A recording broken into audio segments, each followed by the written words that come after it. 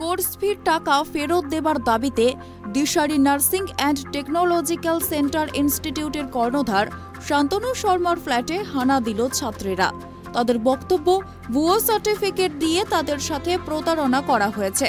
ওই সার্টিফিকেটে কোথাও কাজ মিলছে না, সুতরাং কোর্স ফি বাবদ যে টাকা নেওয়া হয়েছে তা ফেরত দিতে হবে। এদিকে ছাত্রদের পাশাপাশি জলপাইগুড়ি শহরের নতুন পাড়ার ফ্ল্যাটে শান্তনু শর্মার খোঁজে যায় কোতোয়ালি থানার পুলিশ, কিন্তু ফ্ল্যাটে তালা থাকার কারণে পুলিশকেও ফিরে আসতে হয়। এদিকে ছাত্রদের পক্ষ থেকে একটি প্রতারণার অভিযোগ তুলে কোতোয়ালি থানায় লিখিত দেওয়া হয়েছে। জেলা স্বাস্থ্য দপ্তরের কোনো অনুমতি নেই, অথচ দীর্ঘ কয়েক বছর থেকেই Shantanu Sharma Dishari nursing and technological centre institute চালিয়ে আসছিলেন। গত কয়েক বছরে শতাধিক ছেলে মেয়েদের নার্সিংয়ের প্রশিক্ষণ দেওয়া হয়েছে ওই সেন্টার থেকে। শুধু তাই নয়, ভুয়ো সার্টিফিকেটও প্রদান করা হয়েছে।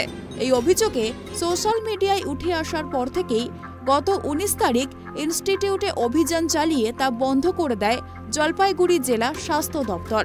এই ঘটনার সংবাদ মাধ্যমে প্রচারিত হওয়ার পরেই ওই সেন্টার থেকে প্রশিক্ষণ নেওয়া ছাত্রীরা তাদের অভিযোগ নিয়ে সামনে আসতে থাকেন। গত 2 দিন ওই নার্সিং ট্রেনিং সেন্টারের ছাত্রীরা তাদের কোর্স ফির টাকা ফেরত দেবার দাবি নিয়ে জেলা শাসকের কাছে একটি স্মারকলিপি দিয়েছিল। আজ ফের ওই বিষয় নিয়ে তারা জেলা শাসকের কাছে যায়।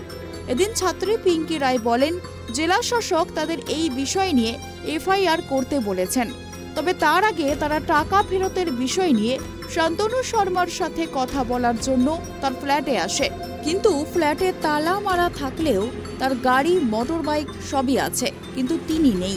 পিঙ্কি রায় বলেন, ট্রেনিংয়ের আগে তাদের প্লেসমেন্টের কথাও বলা হয়েছিল। শান্তনু শর্মার খোঁজে যায় কোতোয়ালি থানার পুলিশ। এদিন ফ্ল্যাটে তালা থাকার কারণে পুলিশকেও ফিরে আসতে হয়। কি দেখলেন? কাকে? কার জন্য এসেছিলেন? কি অভিযোগ? শান্তনু শর্মা। কি হলো আজকে? কি হলো? দেখলাম ঘর তালা লাগানো, ফ্ল্যাটে তালা লাগানো। অভিযোগটা কি ছিল? অভিযোগ ছিল কি ছিল অভিযোগটা একটু যদি আইসি সাহেবই বলতে পারবে কি অভিযোগ। এখন কি করবেন? ফিরে যাচ্ছেন? হ্যাঁ, এখন আমরা ফিরে যাচ্ছি। কি দেখলেন এসে? কি দেখলেন? নেই, শুনলাম গত পরশু দিন থেকে নেই। তাহলে এখন কি হবে? আগামীতে কি ভাবছেন? এখন দেখি আইসি সাহেব কি ডিসিশন নেয়। যদি টাকা ফেরত না দেয়া হয় তাহলে এফআইআর করা হবে। কোতোয়ালি থানার আইসি অর্ঘ্য সরকার বলেন, এ বিষয়ে ছাত্রীদের একসাথে একটি অভিযোগ পাওয়া গেছে, তাদের এফআইআর করতে বলা হয়েছে। ঘটনার তদন্ত শুরু করা হয়েছে। জলপাইগুড়ি থেকে সুরজিৎ দে এর রিপোর্ট, ট্রাইব টিভি।